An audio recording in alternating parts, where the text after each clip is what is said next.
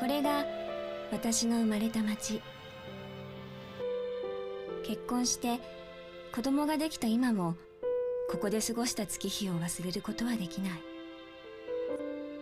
特にイチゴが大好きだった17歳の時の思い出は今も鮮明に覚えている。海と山に囲まれた小さな町。江戸時代から残っているような古い武家屋敷がたくさんあった。瓦屋根がとってもきれい。そんな町並みを抜けて学校に通った。町にはお寺と神社もたくさんある。伝統ある有名なものはないけど、古く小さなところになぜか惹かれた。一人で境内に佇み鐘の音を聞くと優しい気持ちになった。夏になると入道雲がとっても大きくなる。それを撮影したくて8ミリカメラを回し始めた。街をバックに白い雲を撮るととても素敵な絵になった。これが私の高校。昭和初期に建てられた木造の校舎。夏は暑く冬は寒かった。早く卒業して都会の大学へ行くことばかり考えていた。この頃私には友達がいなかった。いつも一人ぼっち。放課後に8ミリカメラの撮影をするのだけが楽しみ。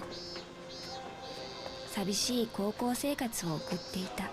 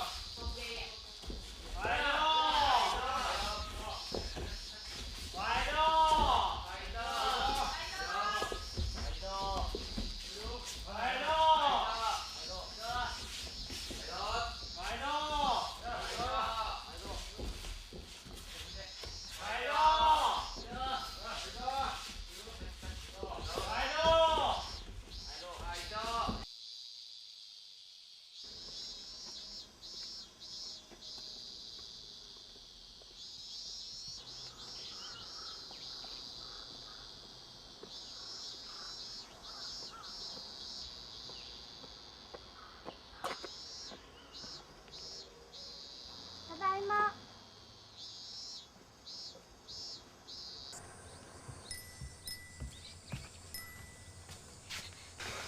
ただいま。おかえり。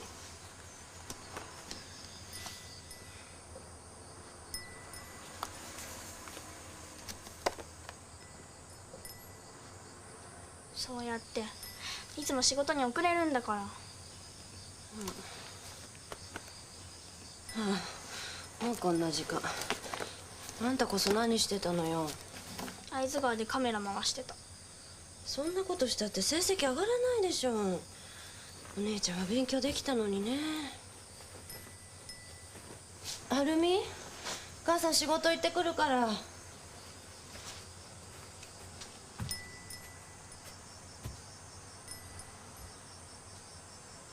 夏美、哲夫さんがイチゴ持ってきてくれたから。本当？どこ？宿題終わってからよ。ねえ、どこ？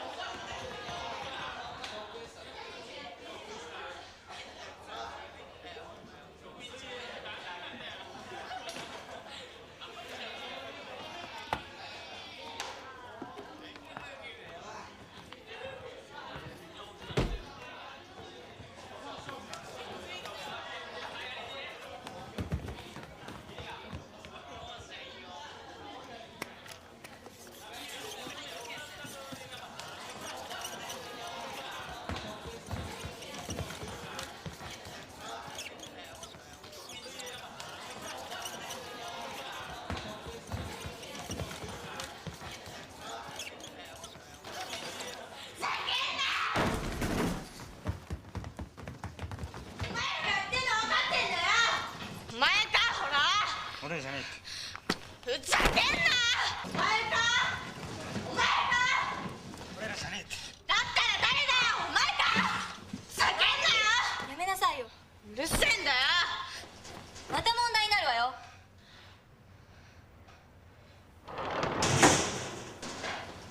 朝だよ。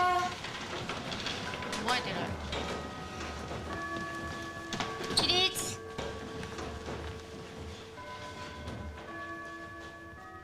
礼。着席。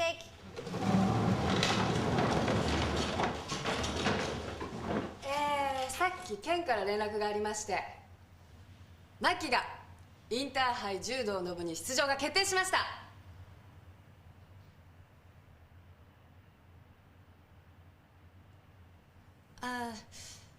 じゃあ詳しいことは学年主任の長塚先生からお願いします。これは我が校にとって非常に名誉なことであり、開校以来の快挙です。で、各クラスから最低3名ずつ応援に行ってもらいます。このクラスは出場する本人マッキーです。そのマキ君がいることだし、多くの生徒に参加してもらいたいです。先生、試合は夏休みですよね。夏季講習があります。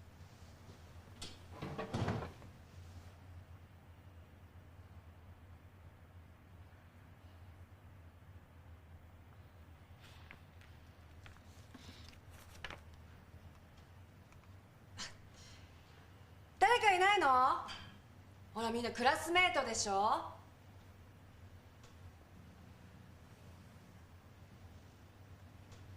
先生、ミカ？私、マキの応援に行きます。学級委員だからみんなを代表していきます。助かるわ。はい。夏美とリサも行ってくれるの？私は。はい、行きます。嬉しい。じゃあみんな3人に拍手。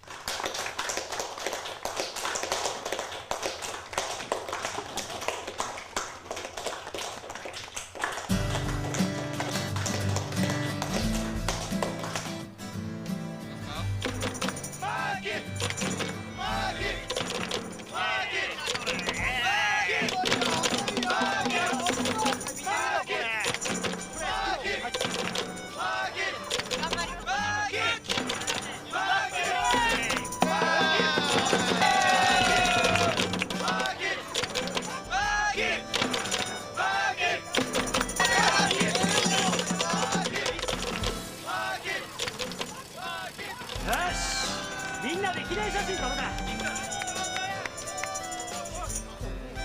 牧の優勝を願って。はい、チーズ。よし。すいませんな、お待たせしました。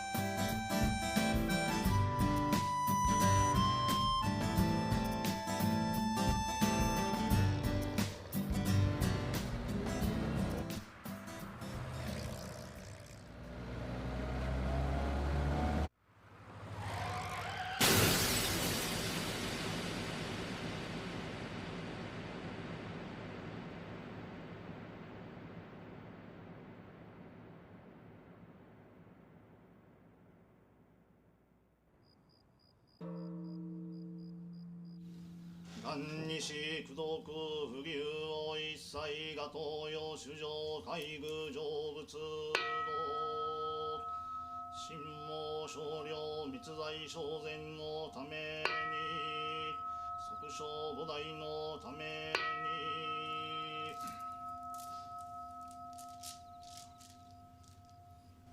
一同合唱礼拝。最後までお勤めいただきましてありがとうございました。ご遺体の方は明朝早くにダビに付す予定になっております。では皆様、奥の部屋にお食事をご用意しておりますので、どうぞそちらにお進みください。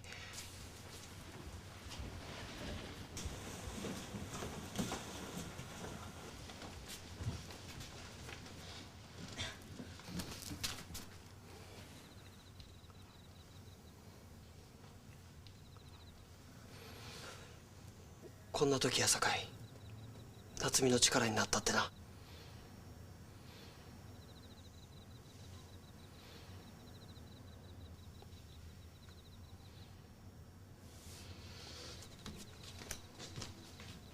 あんたが死ねばよかったのよ。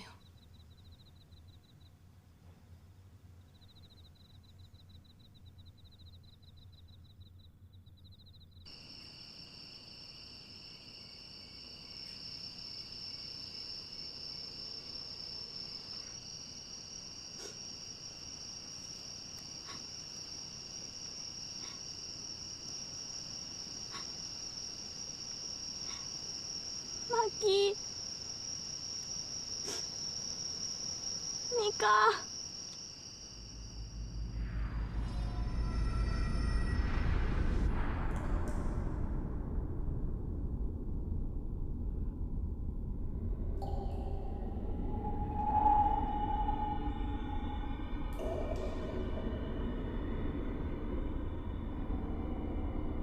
あ、古本さん。ここは。ああ、マキか。わしら死んだみたいやな。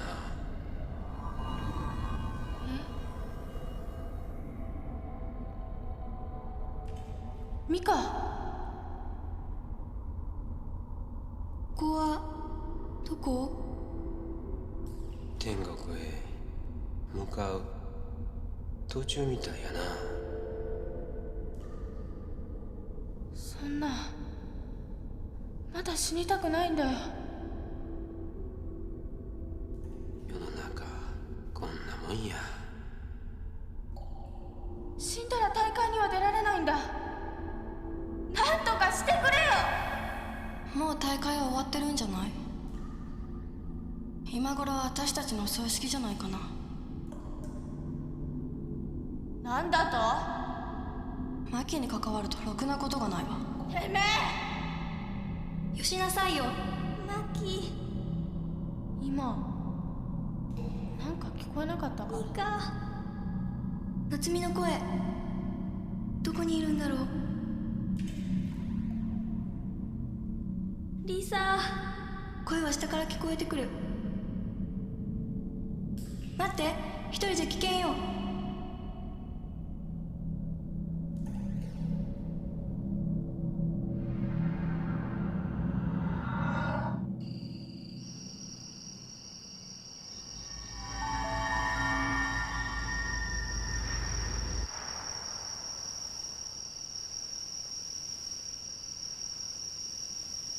マキ。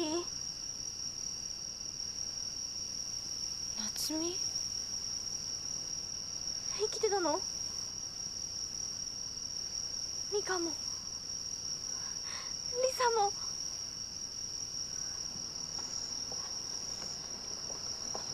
哲夫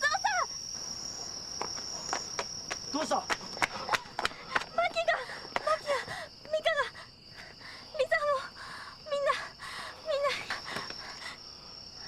落ち着け。マキは死んだんや。哲夫。俺だよ、マキだよ。ミカもリサもいるだろ。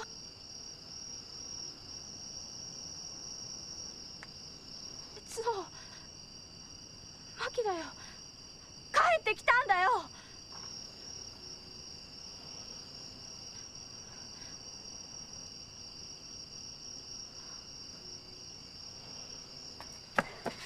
ほら、マキはここにいるよ。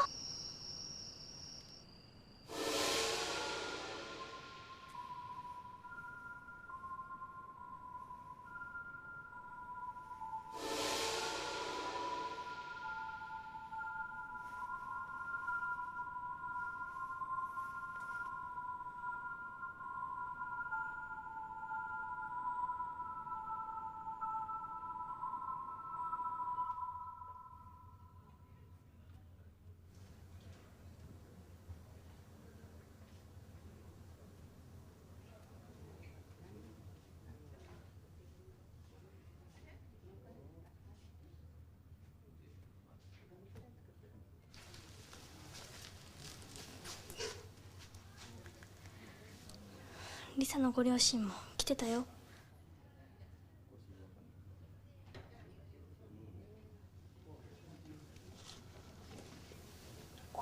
夏美、誰かと話してるよな。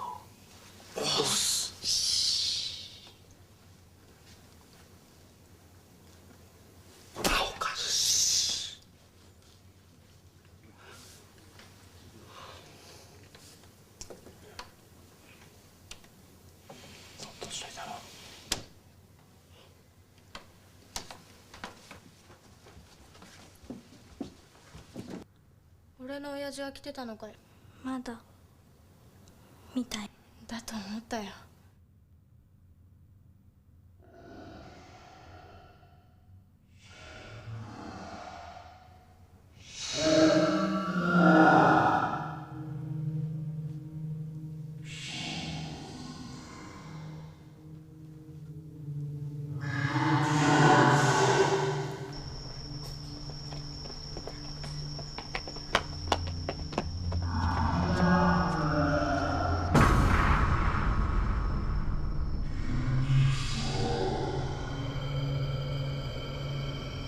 なんだよこいつは。私は死神。魂をあの世に導くのが私の仕事。てめえが幽霊にしたんだな。元に戻せ。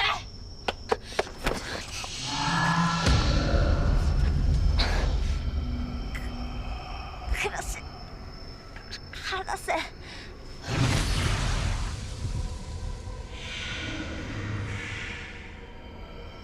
私たちが死んだのは事故。でも強い未練を持って死んだ人間は幽霊になってこの世をさまよう。リミットは死んでから48時間。ポケットを見ろ。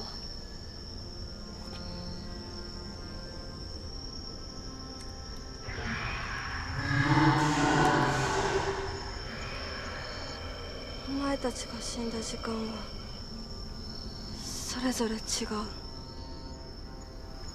時間になったら迎えに来る。勝手なこと言いやがって。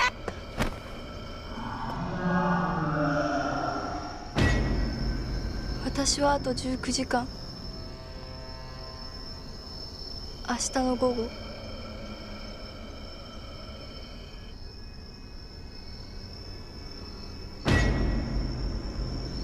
21時間と20分。明日の日暮れ頃。あと33時間と15分。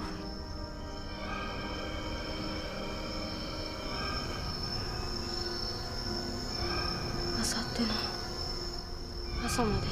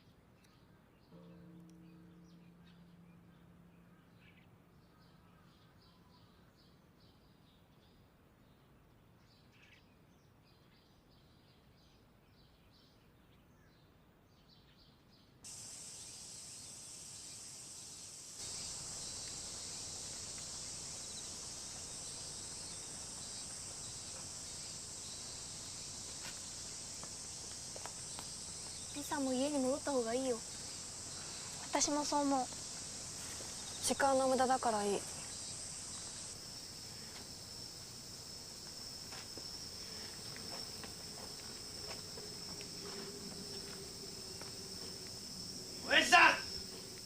なんでお通夜に来んかったんですか？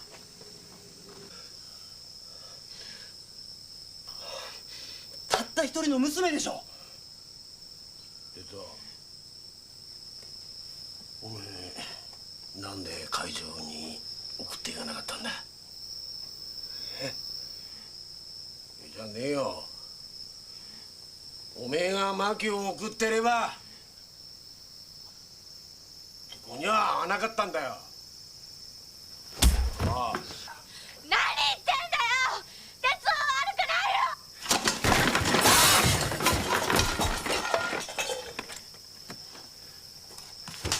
ああ、さあ、なんでもっと牧に優しくせんかったんですか？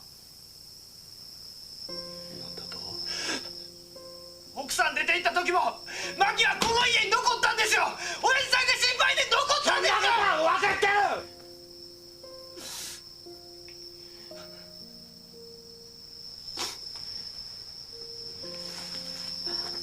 あいつと流行ること認めてやれやよかったんだよ。柔道だよ。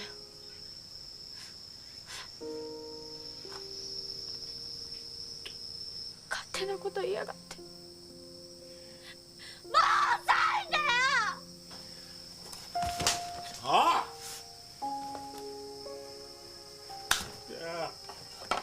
ああ、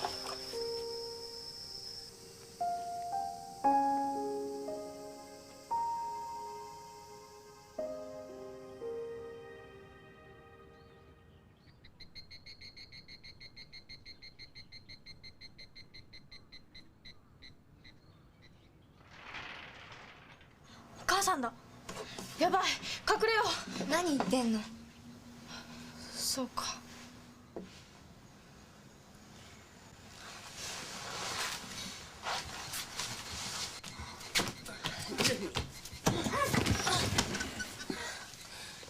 仕方ないわね。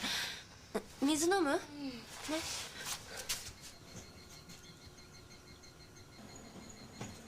あれ、はい、ごめんなさい。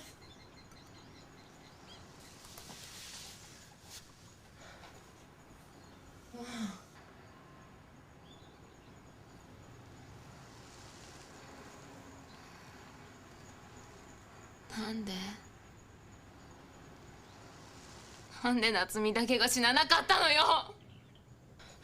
何バカなこと言ってんの。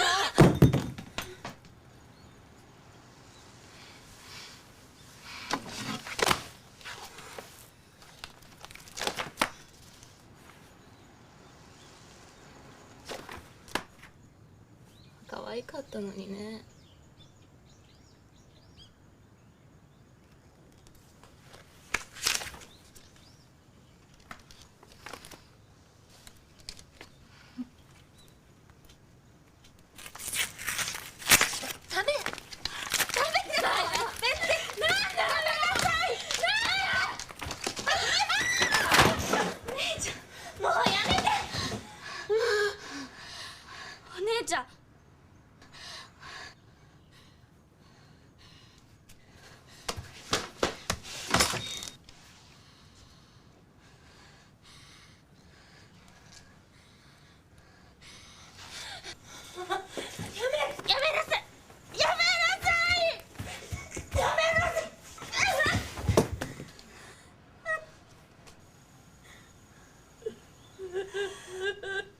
友達が死んだの。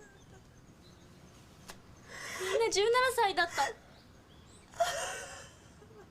でもお姉ちゃんは生きてる。しっかりしてよ。私だって大変なの。もう余裕ないの。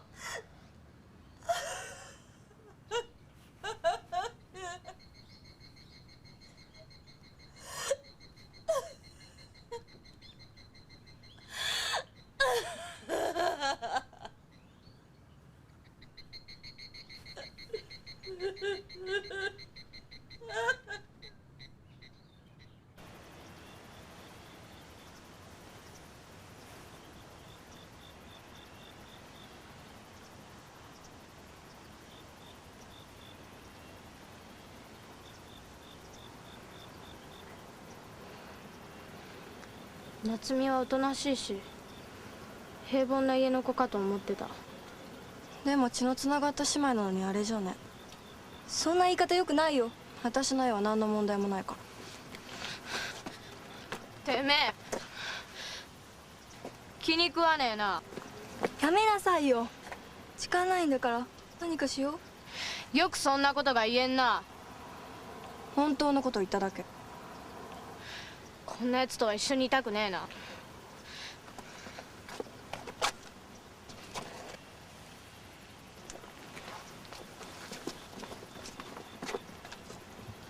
リサ、どうしよう。二人を連れ戻してくる。待ってて。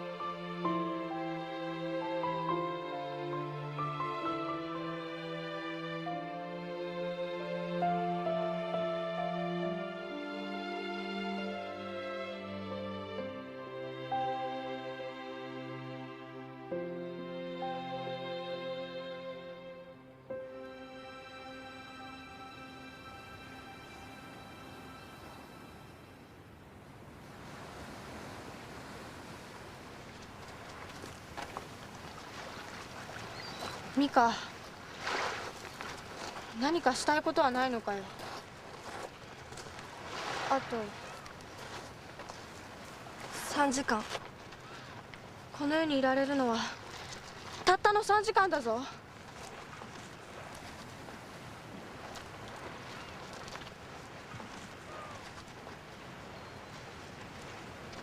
あ、何？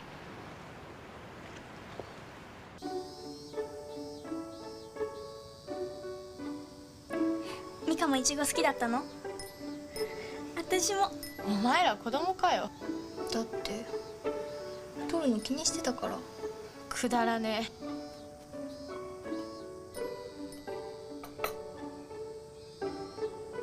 え。ミカ食べて。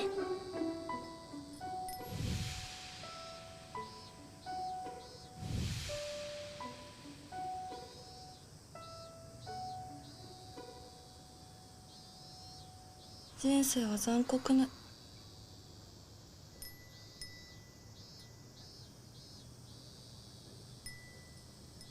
夏美、代わりに食べてやれよ。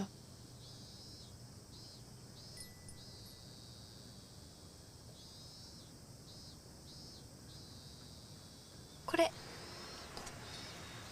食べてみて。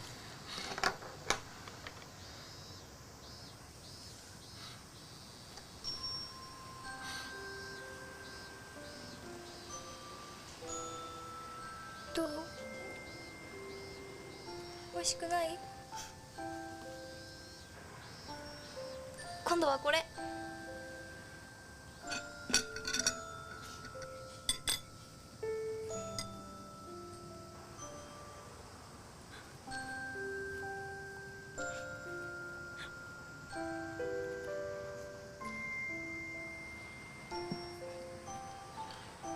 ミカ、他に何かないのかよ。食えないケーキを見てても思い出にならないだろう。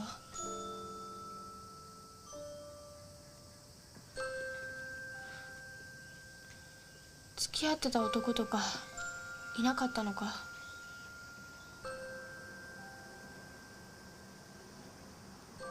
1年の時に憧れてた男の子がいたの。誰？野球部の深町くん。ピッチャーの。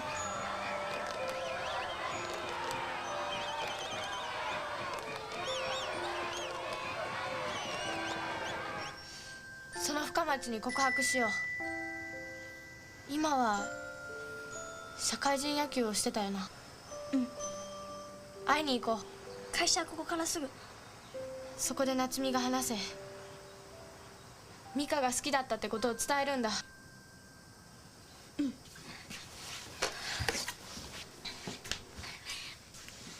私は行かない。リサ。あと45分しかないわよ。こんなやつは置いていこうぜ。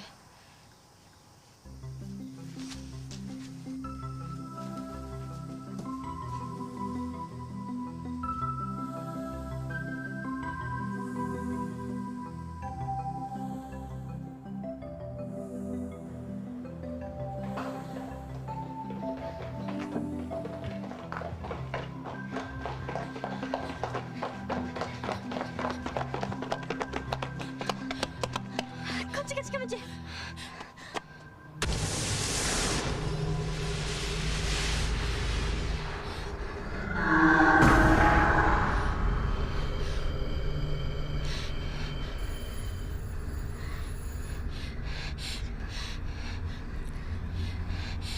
こっちに行こう。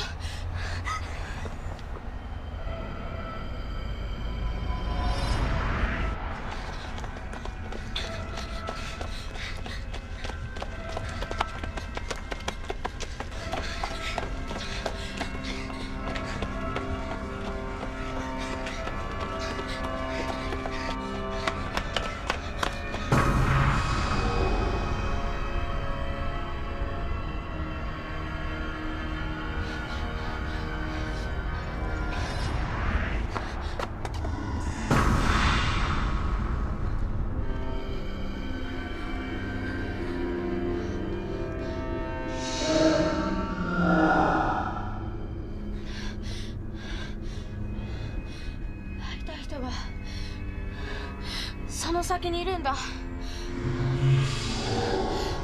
少しだけ待ってくれ。だったらどけよ。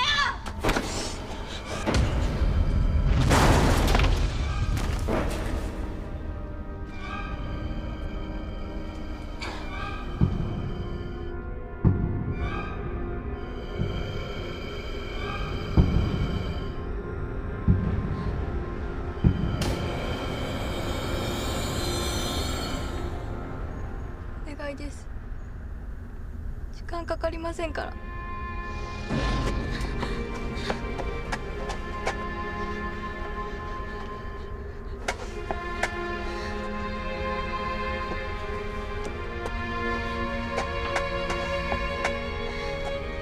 みんなと一緒にいたい。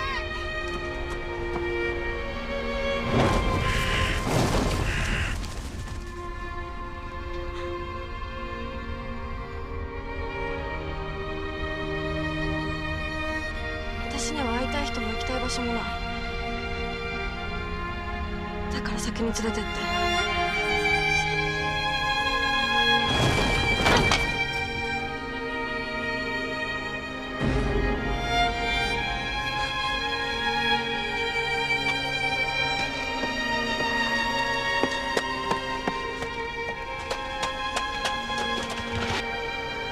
行きたくない。みんなと一緒にいたい。行きたくない。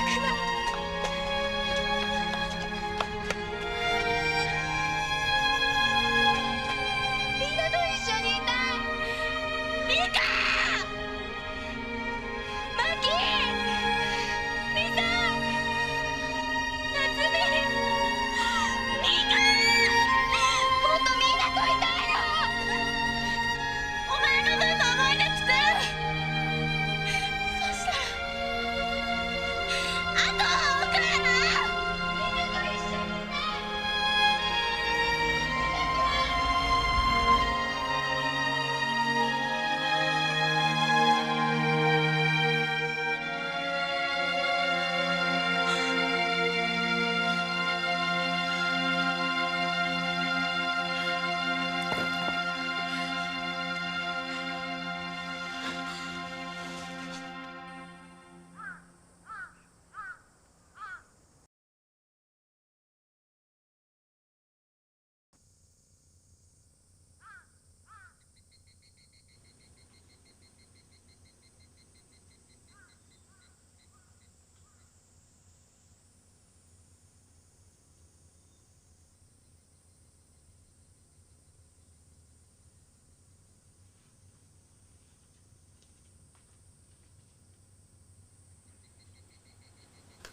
リサ、なんでミカを助けようとした？別に。正直になれよ。次にいなくなるのはリサ、お前なんだぞ。あと2時間10分ね。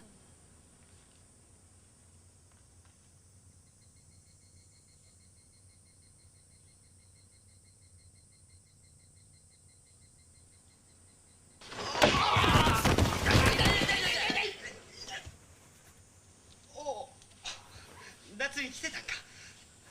はい。お前ら邪魔や。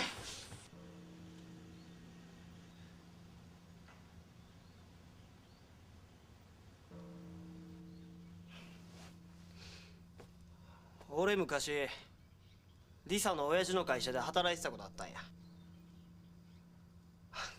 うん。あの子は中学の頃から勉強も運動もできて、成績もクラスで一番やった。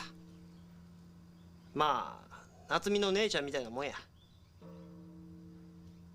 けどお母さんは厳しい人で、一番以外は意味がないいう人なんや。でもリサの成績はクラスで一番でした。弟は学年で一番。県内でもいつも10本の指には入る。お母さんは弟ばっかり可愛がってな。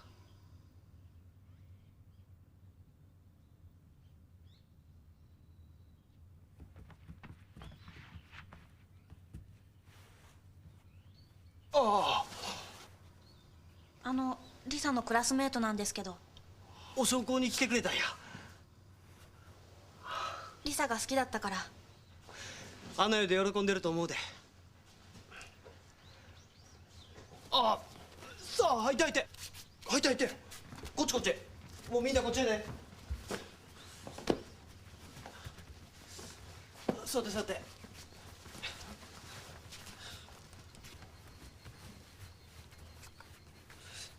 俺、ちょっと待っててや。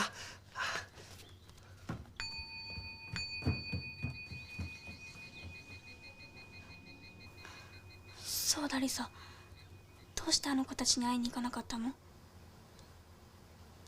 何か言いたいことあれば伝えるけど。じゃあこう言って。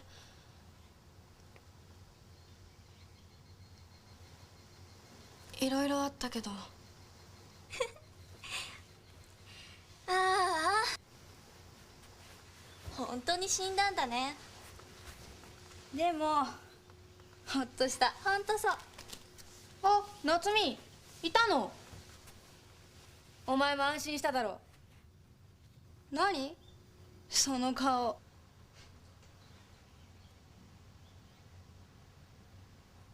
死んだの分かったから帰ろう。そうだね。あ、お祝いしようか。賛成。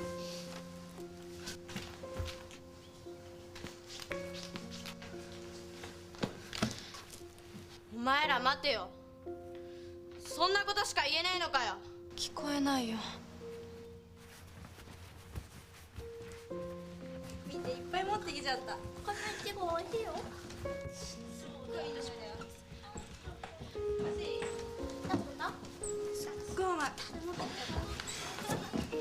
欲しい？いや、なんか言ってやれよ。リサは死んだんだ。なんか言ってやれよ。死んだんだ。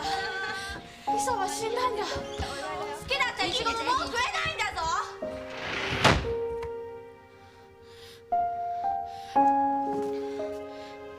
夏美、お前が言ってやれよ。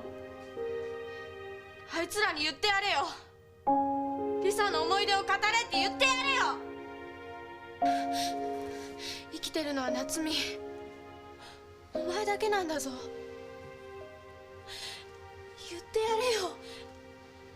なんで言わないんだよ。言ってやれよ。マキ、もういい。それより行きたいところがあるの。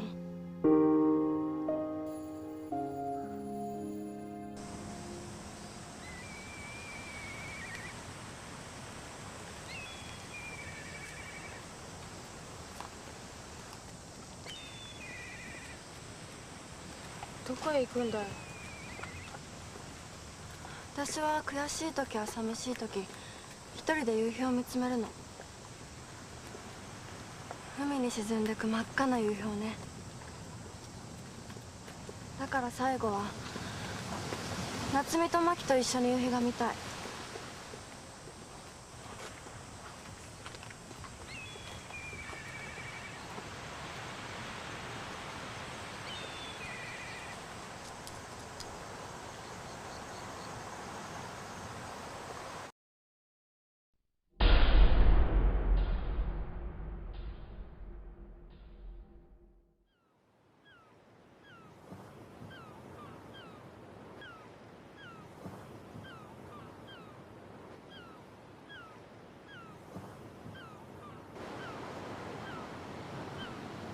私もマキみたいに何かやればよかった。レスリングでもやればよかった。それも悪役がいいな。噛みついたり凶器使ったりしてさ。俺も悪役だな。リングの上からマイクを持って「てめえ覚えてろよ」とか叫んだりしてさ。客席の下殴ったりしてさ、思いっきり。暴れたかった。夏美にも試合見せたかったな。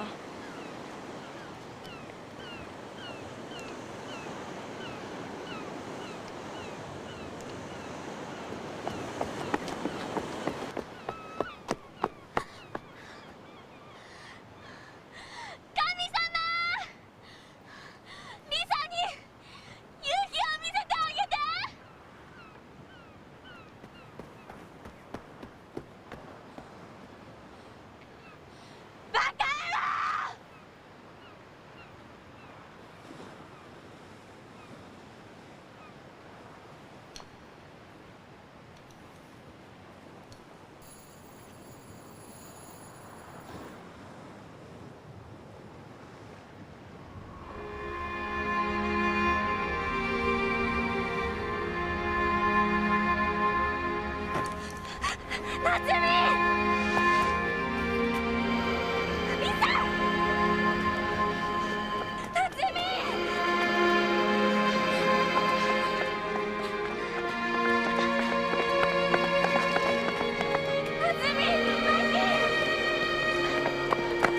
待ってよ、リサを連れてくな。夏美マキ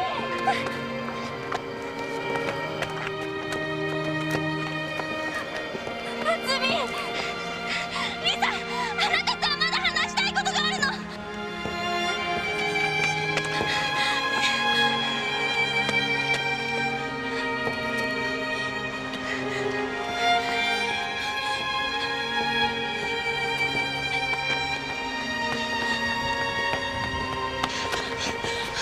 俺の残り時間を半分リサにあげてくれ。一緒にやりたいことがあるんだ。頼む。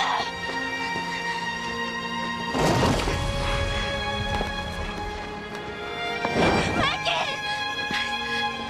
リサ夏美、あなたがマキを守るのよ。最後に思い出を作らせてあげるの。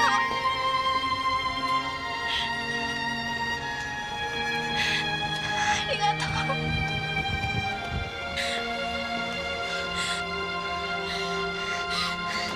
リサ！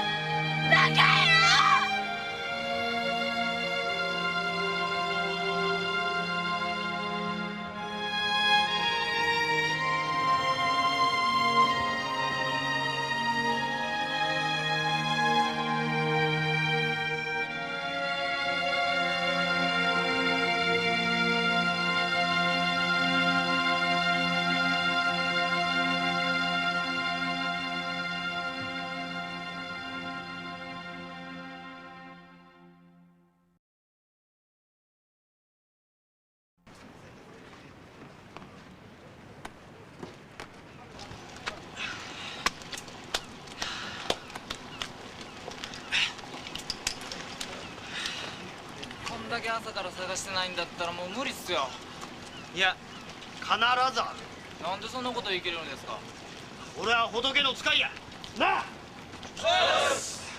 まあ結局のところ夏美ちゃんのこと好きなんじゃないですか。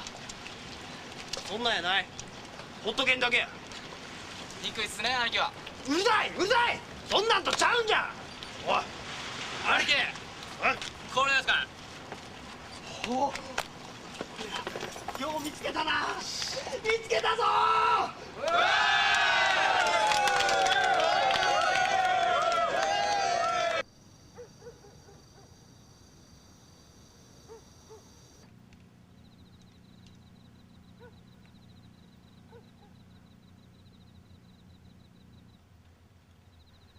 辛いかもしれんで。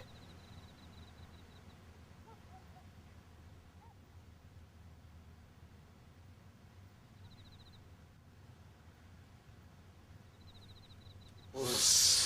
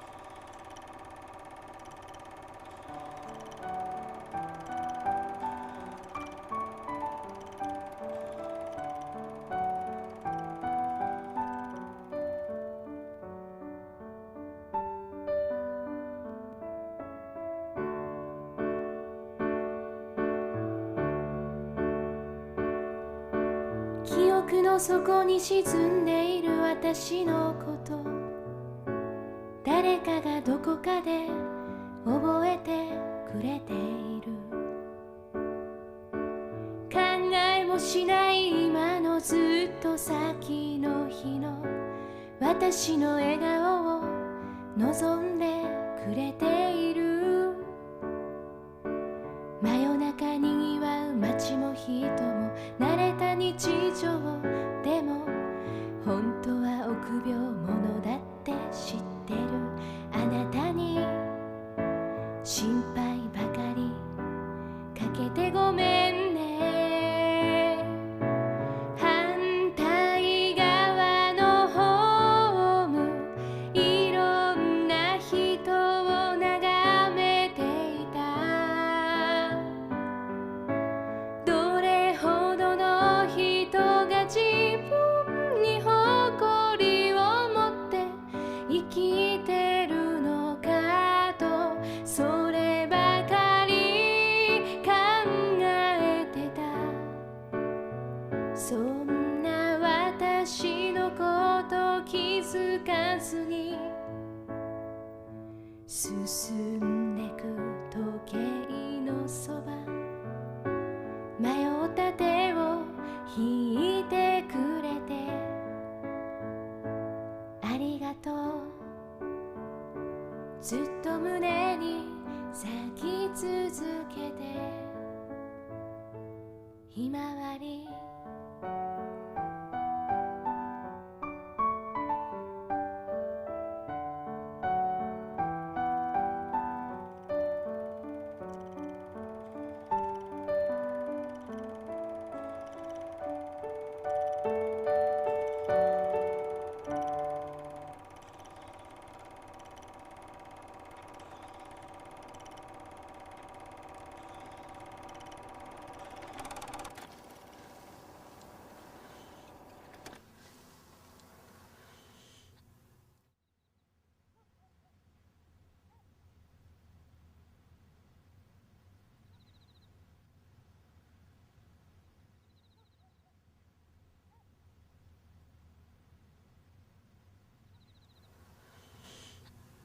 辛かったと思うけど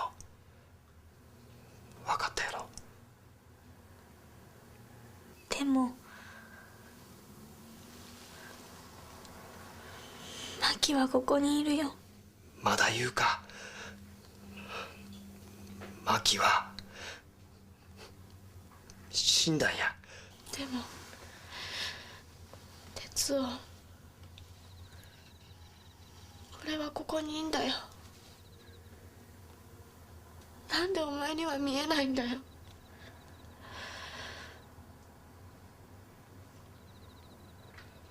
ミカもリサも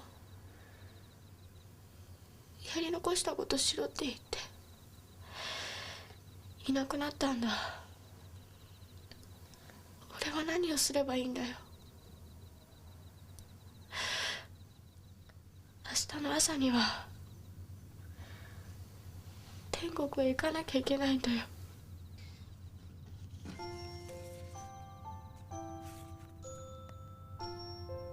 マキ、リサとミカと夏美、みんな友達がおれへんやつばっかやったな。お姉ちゃんも友達いなかったし、遺伝かな。違う。はるみは勉強ばっかしてたからや。友達作ろうとはせんかったけど、友達おったら事故の後もあんなふうにはならんかったやろうな。誰かが支えてくれたはずや。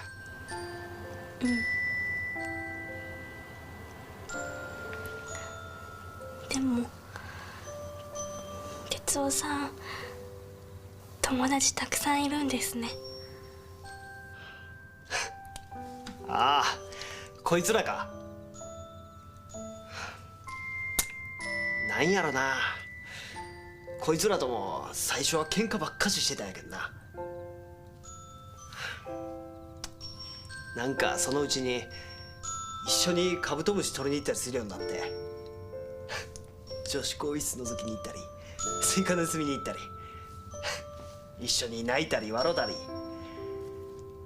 なんかそんなことしてるうちに腐れになったんかな。そうだ、マキ、まだやれることがある。3ミカが好きだって言ってたぞ。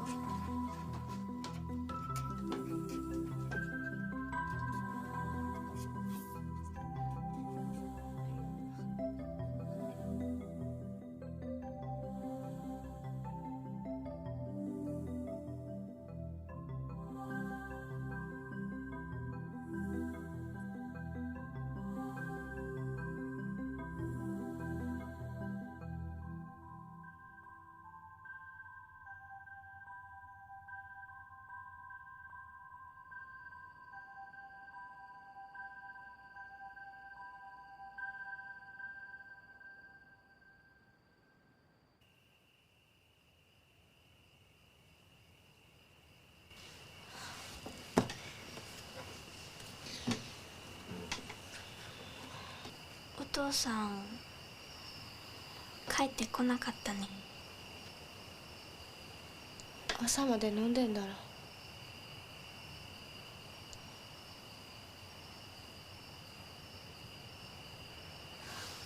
マキもイチゴ好きなんだね。まさか子供じゃあるまいし。食べていいぞ。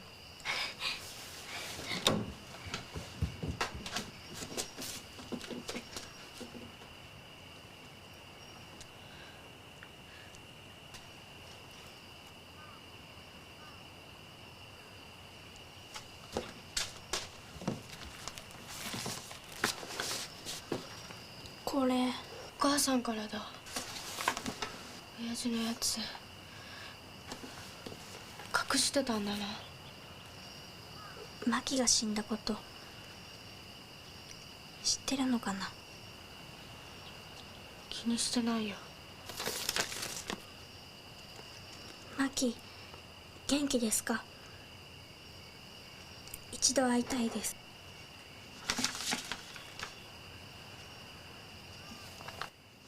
隣の町、こっから車で30分。この時間じゃ。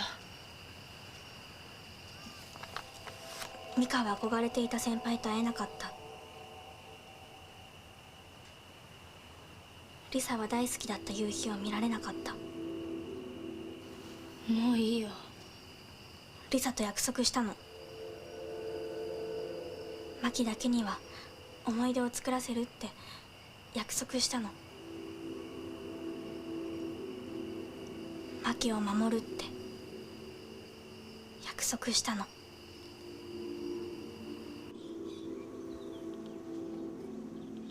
本当ですか。ほんまや。理由は聞けへん。隣町まで運転したらええんやな。はい。さすが元不良少年、話がわかる。ちょっと待ってや。車は出しに行ってくるさかい。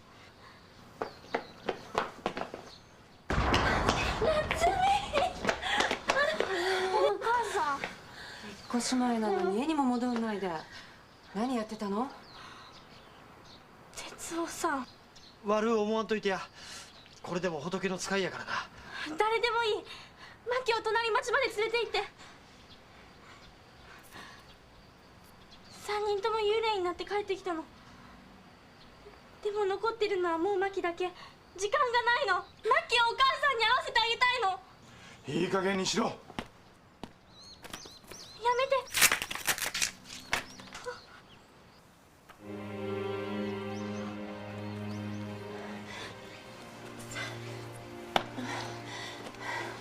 夏美、マキは死んだの。お母さん、やはり病院に連れて行きましょう。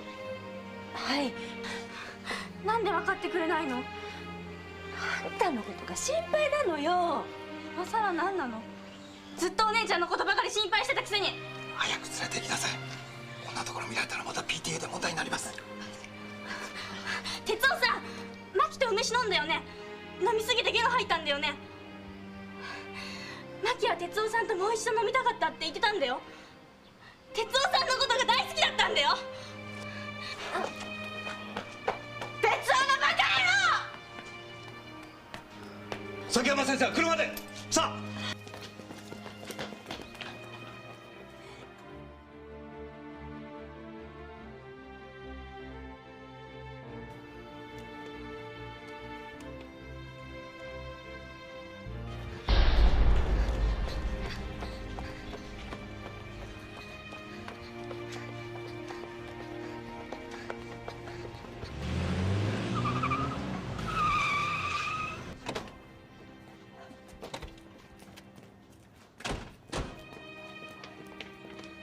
病院へ行くんだ。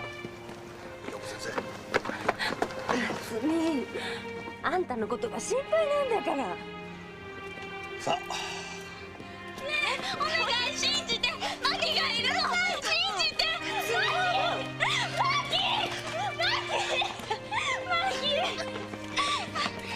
キねえ、信じて。マキ、やだ、やめて。夏美、マキ、マキ、マキ、マキ。夏美乗れ。哲夫さん。ほら。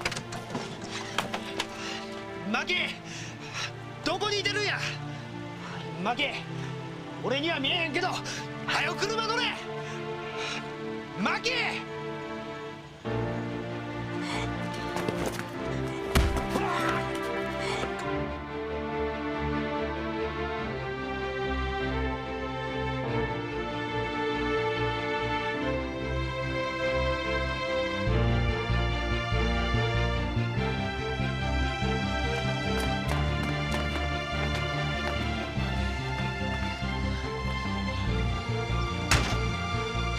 よっしゃ、行くで。崎山先生。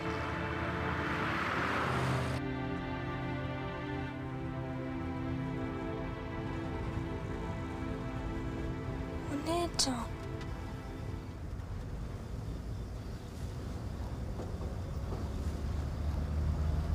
哲夫さん。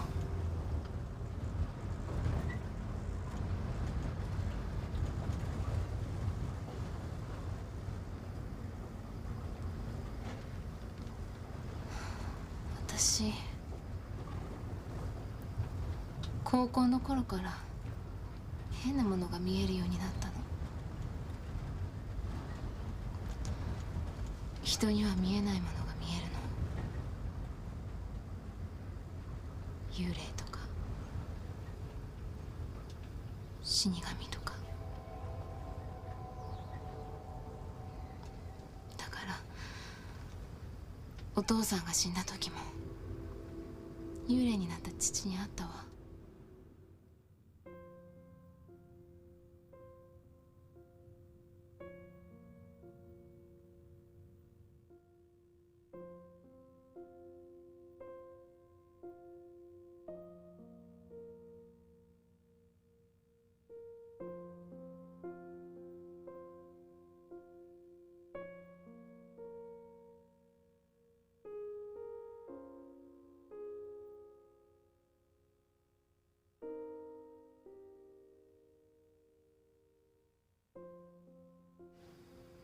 そしてこう言われた。夏美のことを頼む。あの子を守ってやってほしいって。私はお父さんに褒められるために一生懸命勉強して学級委員にもなったの。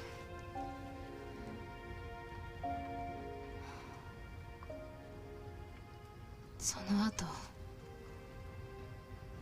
あの事故で歩けなくなってよりによって夏美の世話になるようになった。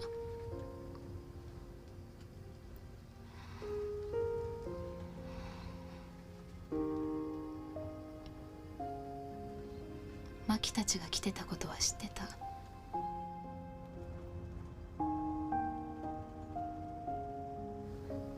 どうでもよかった。でも私はお父さんに会えて嬉しかった。夏美のことしか言わなくても嬉しかった。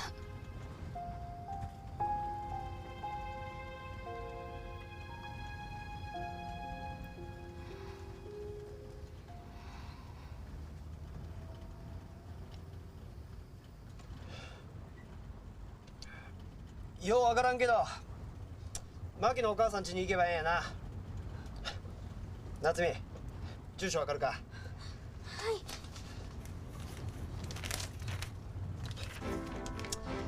おっしゃ、めっちゃ飛ばすぜ。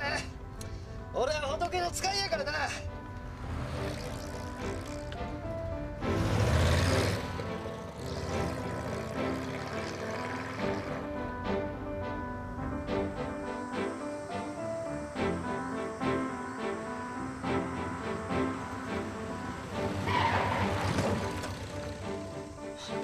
この上にある家、山道を上がった方が早い。俺もすぐ行く。お姉ちゃん、ありがとう。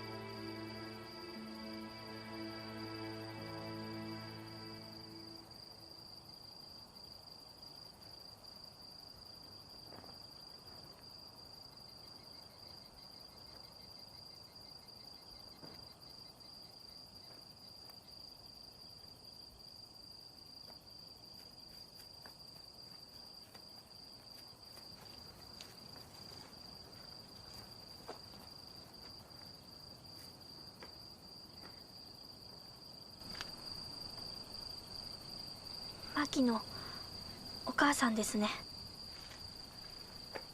ええ、そうですけど。マキの友達の夏美です。はい。マキのこと聞いてますか？マキのこと？死んだことまだ知らないんだ。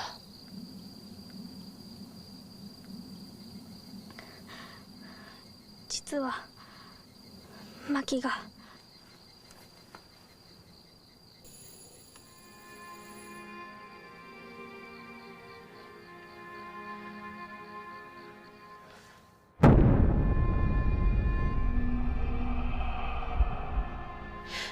夏美、マキ、時間がないからマキからの伝言を伝えます。マキさ、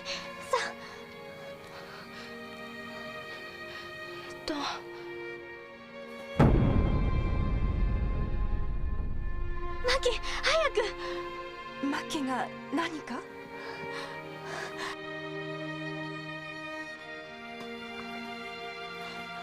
マキ、待ってて。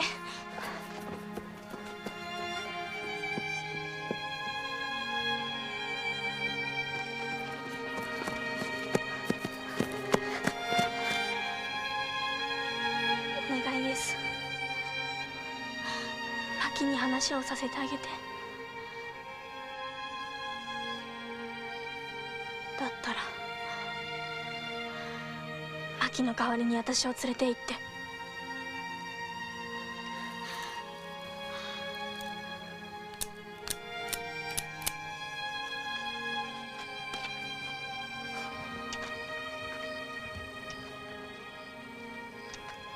お母さん、生きてる間はあまり話さなかったけど、最後だから言うね。聞こえないと思うけど言うね。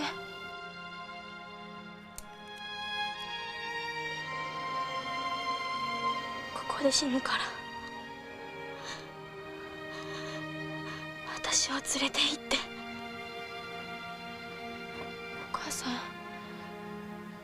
私に友達がいないっていつも心配してたよね。でも3人も友達ができたんだ。な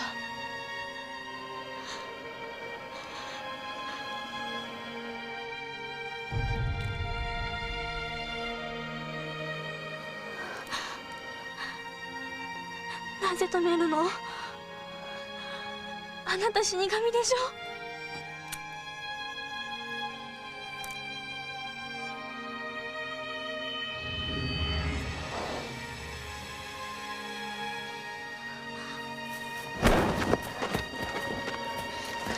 マキを連れてかないで。大切な友達なの。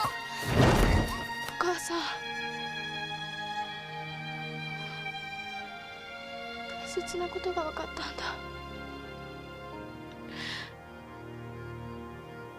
みんなと行動して分かったんだ。マキからミカからリサから辛かった話をいっぱい聞いて分かったの。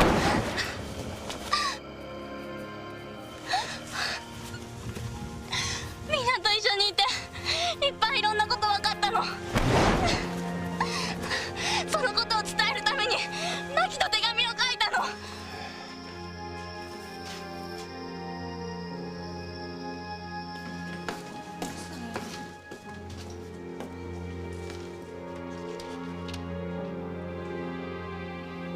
大人は私たちを成績で分けようとする。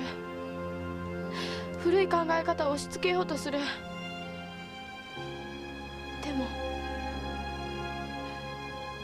私たちは違うんだ。そんなことで分けられたくないんだ。でも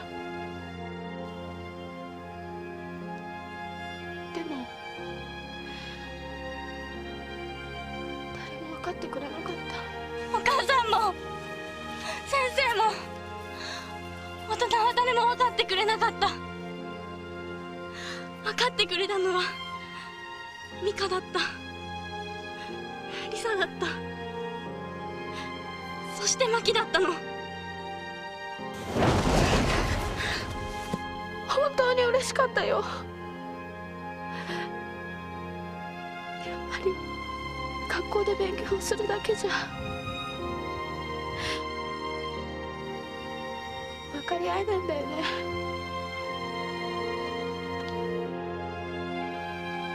一緒に笑ったり一緒に泣いたり一緒に苦労すると分かり合えるんだね。本当の友達になれるんだね。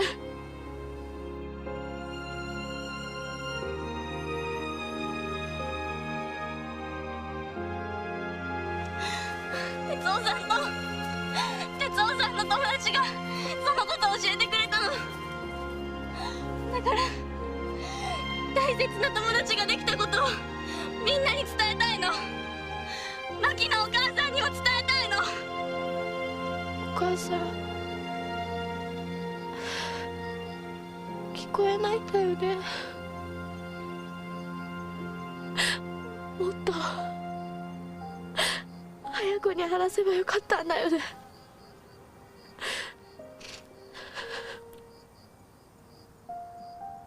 マキ？お母さん、私がわかるの？連れてかないで！マキなの？私はここだよ。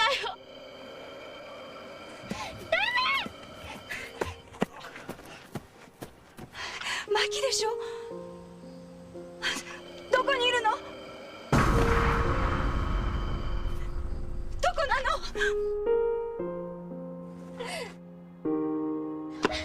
マキ！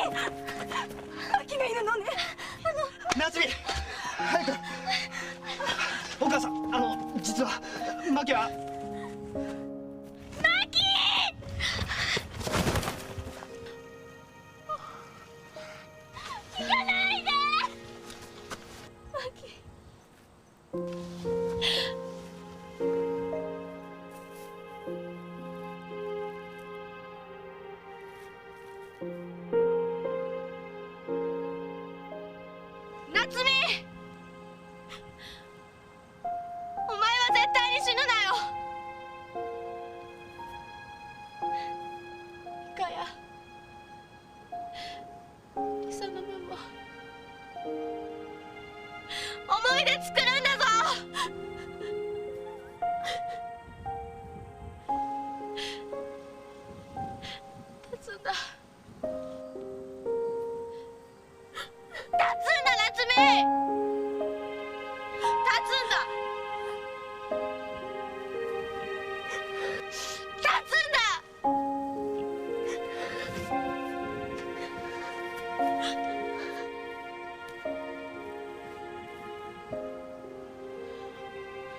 マキのこと忘れない。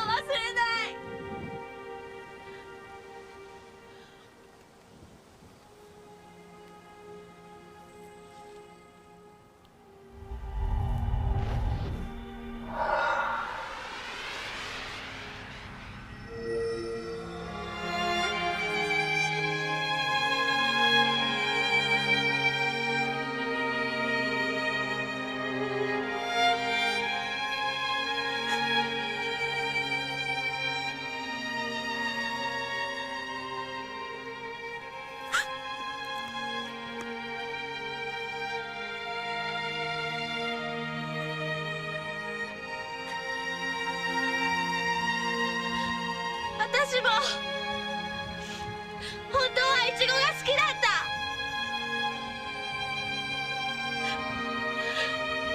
親父の作った梅干しの次に好きだった。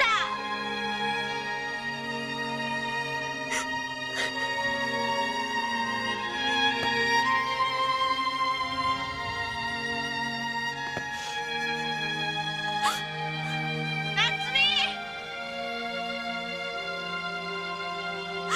マキー！夏美！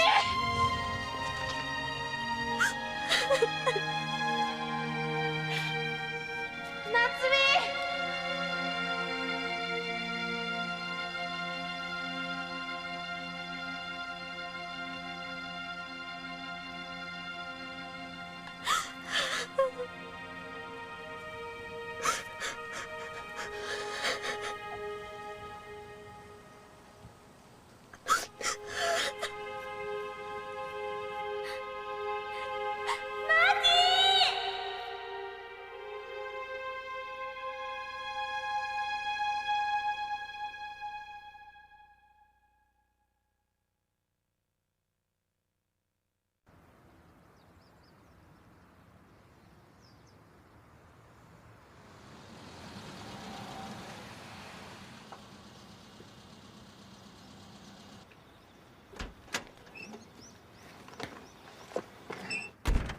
すぐ戻る。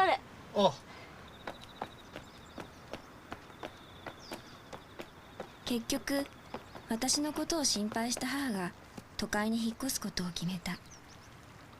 ミカやリサ、そしてマキとの思い出が詰まった町を出ていくことになった。みんなともう一度会いたい。もう一度だけ話がしたかった。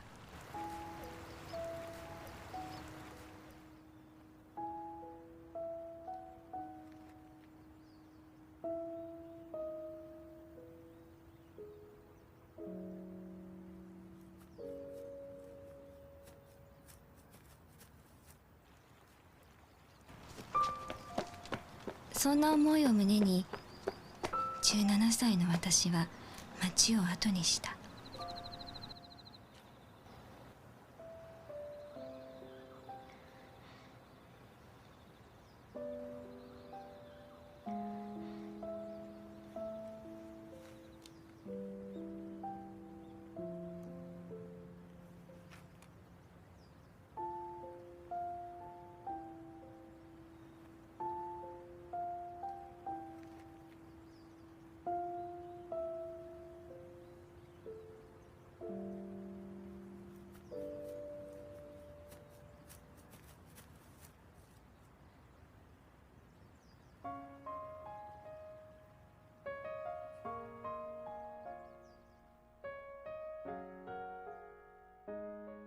どうしたら自分のこと好きになれるんだろう。これといった取り柄も得意なものもない。あの夏は始まりも終わりもチャイムに従い窓際の席答えを探していた空の模様の中今自分より大切な一番がいて家族や友達のこと誇りに思っているその笑顔が消えないように歌って行きたいの精一杯の心で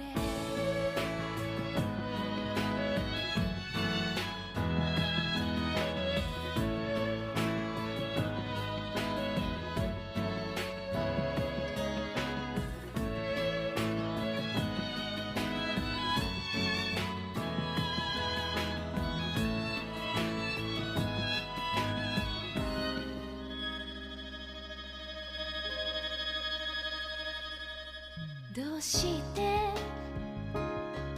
他人のこととやかく言うんだろう疑問符ばかりの日々じゃ大人にはなれない知らぬ間に正解も事実も嘘になるニュースに合わせた